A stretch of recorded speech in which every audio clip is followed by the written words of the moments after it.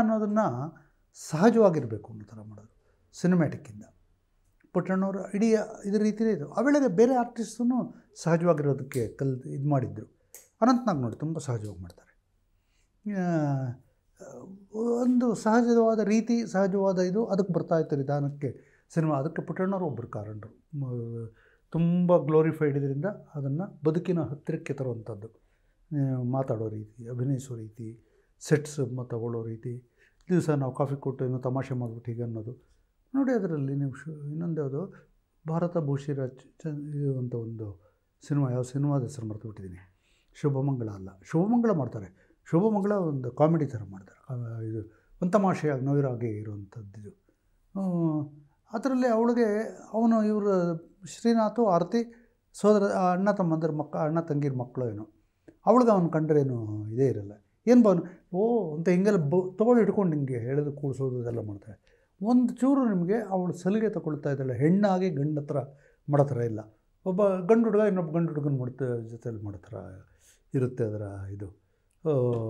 ಆ ಥರದ ಒಂದು ಇದು ನಾಗರಹೊಳೆ. ಅದೇ ನಾನು ಹೇಳಿದ ಭಾರತ ಭೂಷಿರ, ಅದರಲ್ಲಿ ಆರತಿ ಭಾವ ಒಬ್ಬ ಇರ್ತಾನೆ, ಅವಳ ಅಕ್ಕನ ಗಂಡ. ಅವನ್ನ ಹೇಗೆ ಹಿಡ್ಕೊಂಡು ಬಂದು ಹಿಂಗೆ ಕೊಡ್ತಾರೆ. ಬೇರೆ ಸಿನಿಮಾಗಳಲ್ಲಾಗಿದ್ರೆ ಇವನಿಗೂ ಇವಳಿಗೂ ಏನೋ ಇದಿದೆ ಅಂತ ಜನ ಮಾತಾಡ್ಬಿಡ್ತಾರೆ. ಸಾಧ್ಯವೇ ಇಲ್ಲ ಅವ್ರ ಸಿನಿಮಾಗಳೆಲ್ಲ ಮಾತಾಡೋದಕ್ಕೆ ಆಗ್ತಲೇ ಇಲ್ಲ. ನಿಮ್ಗೆ ಅದು ನೋಡಿದ ತಕ್ಷಣ ಗೊತ್ತಾಗೋದು ಇದು ಇಲ್ಲಿ ಅಫೆಕ್ಷನ್ ಇದೆ, ಅಫೆಕ್ಷನ್ಗಿಂತ ಜಾಸ್ತಿ ಇನ್ನೇನಿಲ್ಲ ಅಂತ.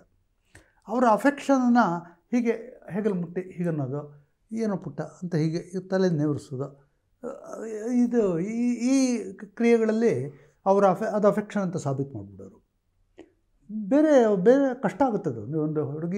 ಒಂದು ಹುಡುಗ ಇಬ್ಬರು ಕೈ ಹಿಡ್ಕೊಂಡು ಹೀಗೆ ಬರ್ತಾರೆ ಅಂದರೆ ಪ್ರೇಮವಲ್ಲದೆ ಬೇರೆ ಏನೂ ಕಲ್ಪಿಸ್ಕೊಳ್ಳೋಕ್ಕೆ ಸಾಧ್ಯ ಇಲ್ಲ.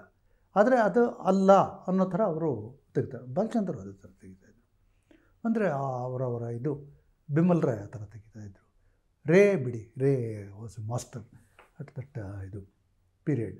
ಆ ಥರ ಪುಟ್ಟಣ್ಣ ಅವರು ಭಾಳ ಅನೇಕ ರೀತಿಯಲ್ಲಿ ನನಗೆ ಈ ಥರದ ಕಾಣಿಕೆಗಳು ಒಂದು ಏನು ಮಾಡಿದ್ರೆ ಏನಾಗ್ಬೋದು. ನನ್ನ ಧಾರಾವಾಹಿಗಳಲ್ಲಿ ಅದೊಂದನ್ನು ನಾನು ಕಲಿತೆ. ಯಾವುದೇ ಹುಡುಗಿ ಈ ಥರ ಇದು ಮಾಡೋದೇ ಇಲ್ಲ. ನನ್ನ ಇದರಲ್ಲಿ ಒಪ್ಕೊಳ್ಳೋ ಸೀನಾಗಲಿ ಇದಾಗಲಿ ಏನೂ ಇರಲ್ಲ. ಇದ್ರ ತಪ್ಪು ಅಂತ ಇಲ್ಲ, ನಾನು ಹೇಳ್ತಾ ಇಲ್ಲ. ಆದರೆ ಅದೇನೂ ಇಲ್ಲದೆ ಕನ್ವೆ ಮಾಡೋಕ್ಕೆ ಸಾಧ್ಯ ಆಗುತ್ತೆ ಅನ್ನೋದು ಅಷ್ಟೇ. ತಪ್ಪು ಅಂತ ಅಲ್ಲ ಅದನ್ನು ಮಾಡೋದು. ಮಾಡೋ ಇದು ಉದ್ದೇಶ ನಿಂದೇನಿರುತ್ತೋ ಅದು ಇದಾಗಬೇಕಷ್ಟೆ. ಮಾನಸಿಕವಾಗಿ ಅದು ನನ್ನ ಕಥೆ ಕಮ್ಯುನಿಕೇಟ್ ಮಾಡ್ತಾ ಇರಬೇಕು. ಹಾಗಾಗಿ ನಾನು ಅದು ಪುಟ್ಟಣ್ಣವರ ಇದು ಅವರು ಪರೋಕ್ಷವಾಗಿ ನಾನು ಕಲಿಸಿದ ಪಾಠ ಅದು ಅಂತ ನಾನು ತಿಳ್ಕೊಳ್ಳಿ.